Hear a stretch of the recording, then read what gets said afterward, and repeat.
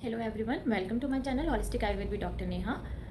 ये वीडियो आज उन सभी पेरेंट्स के लिए है जिनकी बेटियां हैं और वो चाहते हैं कि उनकी बेटियों का रिप्रोडक्टिव सिस्टम है वो हमेशा हेल्दी रहे, उनको भविष्य में इनफर्टिलिटी जैसी प्रॉब्लम ना हो। तो ये वीडियो आप लास्ट तक ज़रूर देखें। आज मैं आपको बताने वाली हूँ कि कैसे समय से पहले बच्चियों में पीरियड शुरू हो जाता है तो वो भविष्य में उनको इनफर्टिलिटी जैसी प्रॉब्लम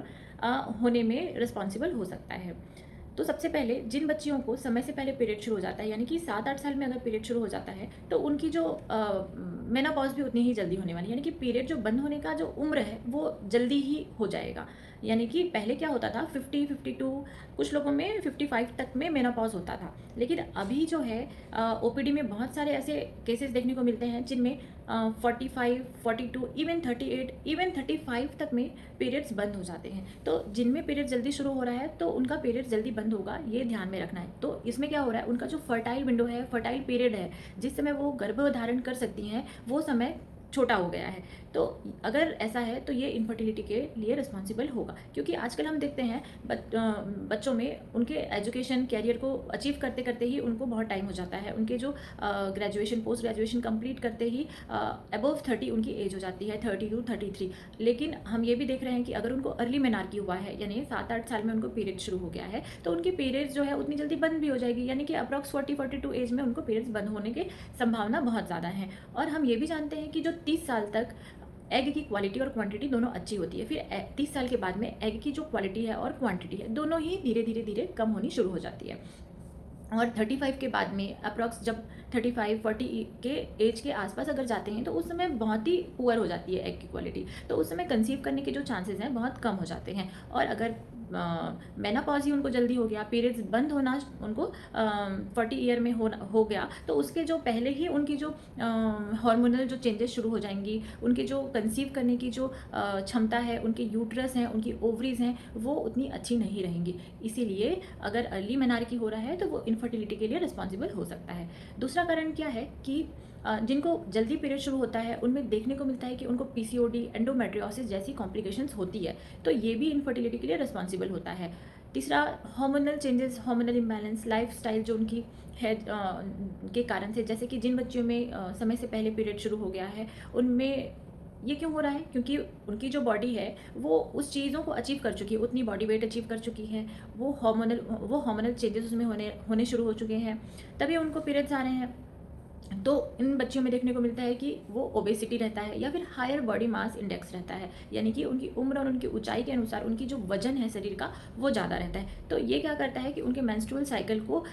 डिस्टर्ब करता है, इरेगुलर करता है, तो ये भी इनफर्टिलिटी के लिए रिस्पॉन्सिबल होता है। अब सेकेंडरी कॉजेज हम देखते हैं, जिसमें कि अगर जिन बच्चियों को पीरियड्स जल्दी शुरू हुआ है तो उनमें जो सेक्शुअल एक्टिविटी है वो भी जल्दी होगा, और अगर जल्दी उनके में सेक्शुअल एक्टिविटी हो रही है तो उनको सेक्शुअली ट्रांसमिटेड इन्फेक्शन भी उनको होने के चांसेस उतने बढ़ जाते हैं, और ऐसा होता है तो ये भी इनफर्टिलिटी के लिए रिस्पॉन्सिबल होता है। हमेशा ध्यान रखना है कि जिनको पीरियड जल्दी शुरू हुआ है उनको इनफर्टिलिटी होगा ही होगा ऐसा नहीं है, लेकिन होने के चांसेस ज़्यादा होते हैं। तो हमें क्या ध्यान में रखना है कि जब बच्चियाँ छोटी रहती हैं तो उनको उनकी जो लाइफस्टाइल है वो अच्छी रखनी है, उनका खान पान पे ध्यान देना है, उनकी नींद पे ध्यान देना है, उनको उनकी फिजिकल एक्सरसाइज पे ध्यान देना है, उनके जो एडल्ट कंटेंट वो देखते हैं, बहुत ज़्यादा वो स्क्रीन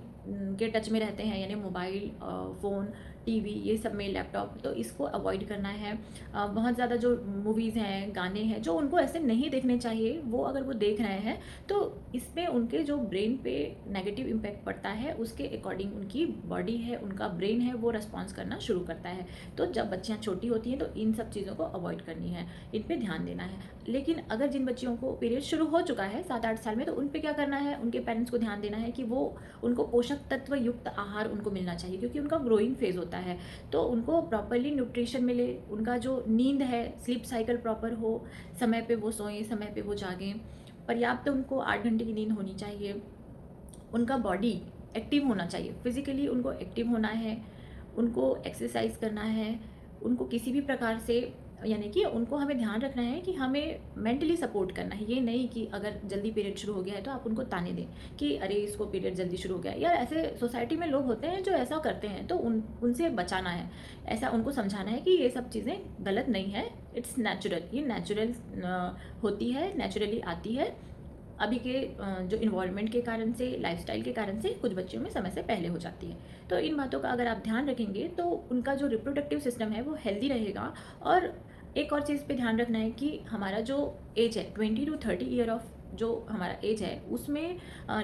जो रिप्रोडक्टिव सिस्टम है बहुत अच्छा होता है और फर्टिलिटी जो होती है बहुत अच्छी होती है। तो कोशिश करना है कि जो 30 के प्लस या 35 के प्लस जा कर के शादी होती है या फिर बेबी के लिए प्लान करते हैं, तो इसको थोड़ा सा रिड्यूस करके